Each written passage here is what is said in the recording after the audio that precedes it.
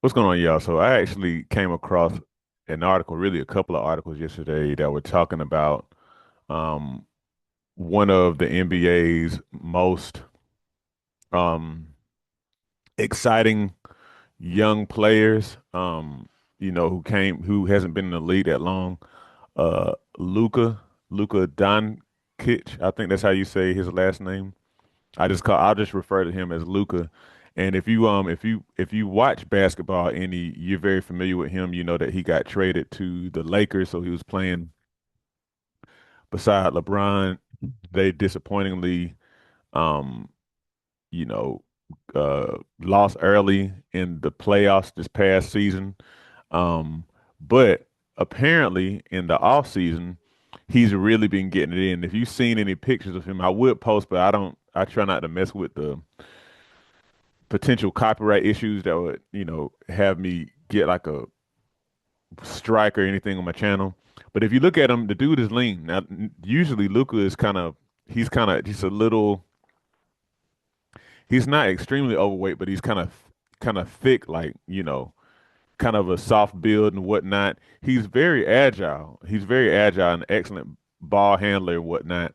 But one of the complaints against him is that he hasn't taken getting in shape seriously. So I kind of wanted to talk about some of what he's doing, um, and then just kind of think about that in light of, just like, you and I, and I already know what the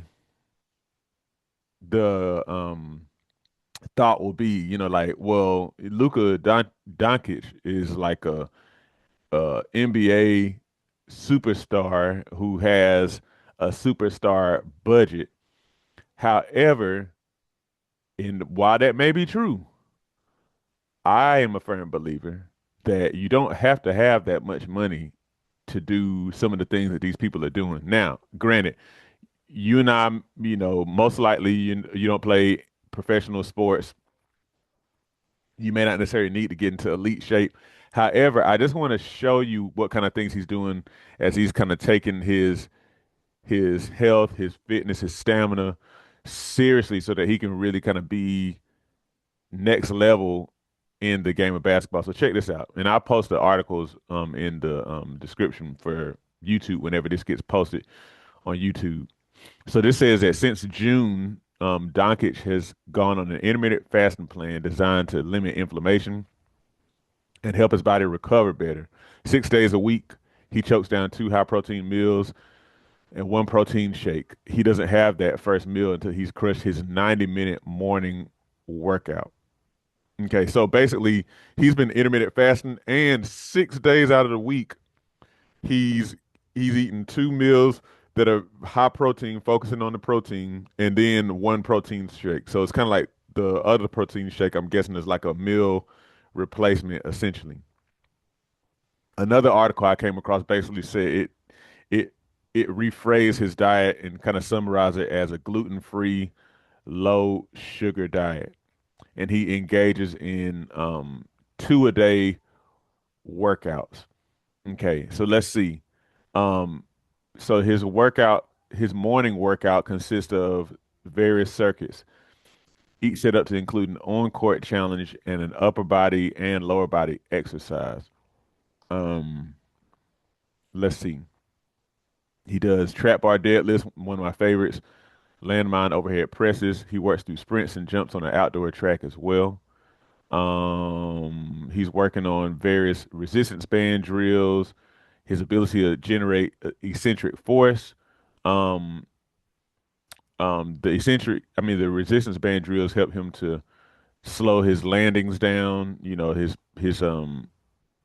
His pivots and stuff, which he's known for. He's just kind of getting those even better.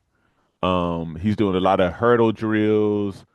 Um, let's see, to kind of like help to increase his stamina, which is one of the things that he's been not known for. But anyway, I'm just saying all that to say the dude has really, really dialed in. And, it might sound like, the kind of video I'm recording here now is like the type of thing that would be more so for one of these sports commentary channels. It's not. I just I just wanted to highlight this because I like to see whenever people really dial in like this.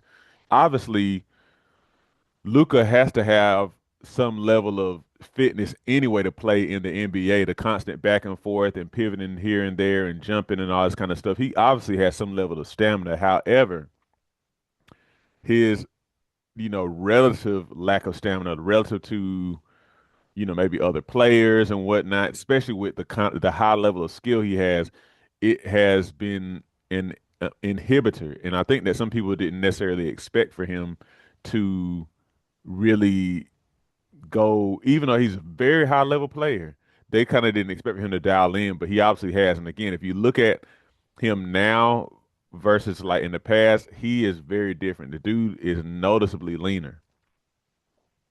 So anyway, I say that to say, you see how he dialed in with his diet? So like literally two high protein meals, and then a protein shake every day. I don't do protein shakes. I'm not a big fan of those or whatever. I'm just more of a big fan of whole food.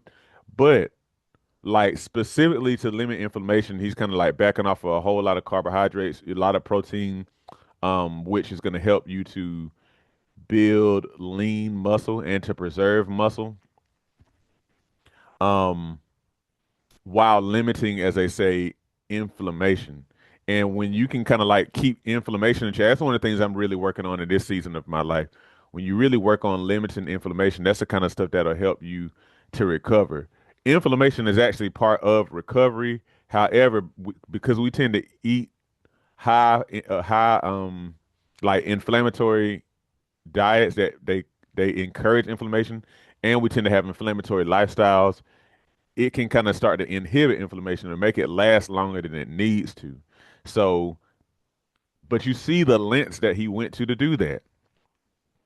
Yeah, he probably has like a chef or whatever, but you don't need a chef to do that. You can keep it real simple. That's always what I encourage.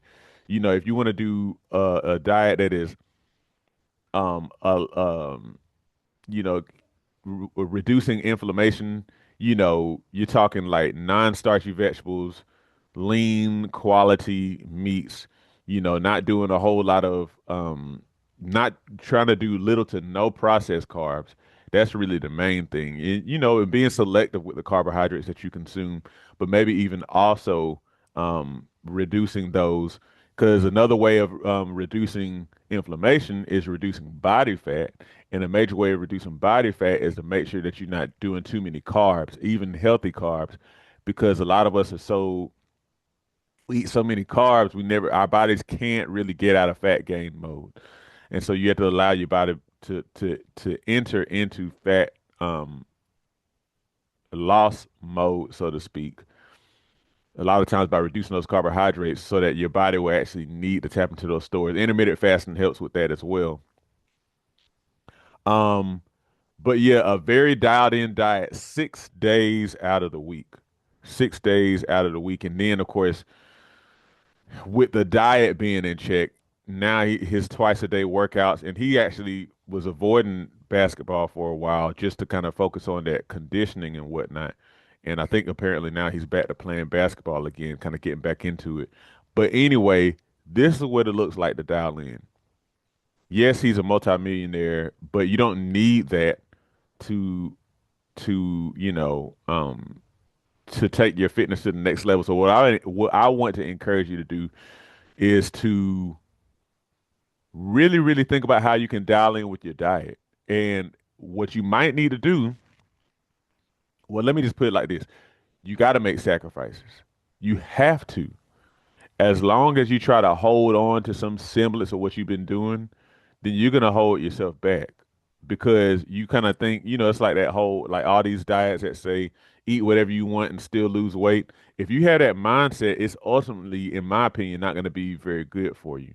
You know, I do believe that you can eat what you want in moderation, but like I'm talking about real moderation. I'm not talking about like a couple of times a week. It has to be really dialed in. You know, rarely, like truly rarely, you know. But this is what it looks like to dial in, and you don't need like a dietitian or a you know, nutritionist or a trainer necessarily to do these things. Like there's a lot you can do on your own. It just depends on like what you buy from the store. It just depends on how you decide to spend your time. If you actually get up in the morning and do a workout, if you actually do something after work, or if you actually take time during the workday to go take like a little, a walk like every 30 minutes or every hour. And I'm not talking about like a long walk. I'm talking about a minute or two just to kind of get your blood flowing and kind of help your body to not necessarily be like so used to being sedentary, if that makes sense. So anyway, take inspiration from Luka, see what he's doing, learn from it, and take it to the next level. Take it to the next level. All right, y'all. And remember, if you want to be on for the other part of this video, or I won't say video, but this live stream, which includes whenever you can ask questions and answers, go to patreon.com/Shawn B2B Fitness. And that way, if you join my free community, then you can ask me live questions when I do these Monday through Friday fitness mindset mornings. Okay. All right. Have a good one. If you're 35 to 50 years old and wanting to lose weight, get stronger, and become more athletic, but you keep finding yourself hitting roadblocks like aches and pains, stuck at the same weight, lack of motivation, even wondering if your fitness goal is impossible to reach, I got something for you. My exclusive fitness support consists of my daily fitness mindset mornings every weekday morning, where I teach you the mindset that fit people use to achieve high levels of health and fitness, and where you can ask me your specific health and fitness questions so that you can finally get unstuck. You also get access to my video workout library, as well as my fat loss workbook, fitness journal, and other helpful fitness related downloads we have available on our Patreon. If that sounds good to you and you're ready to change your mind so that you can finally change your body, your health, and your life, join us now at patreon.com/Shawn B2B Fitness.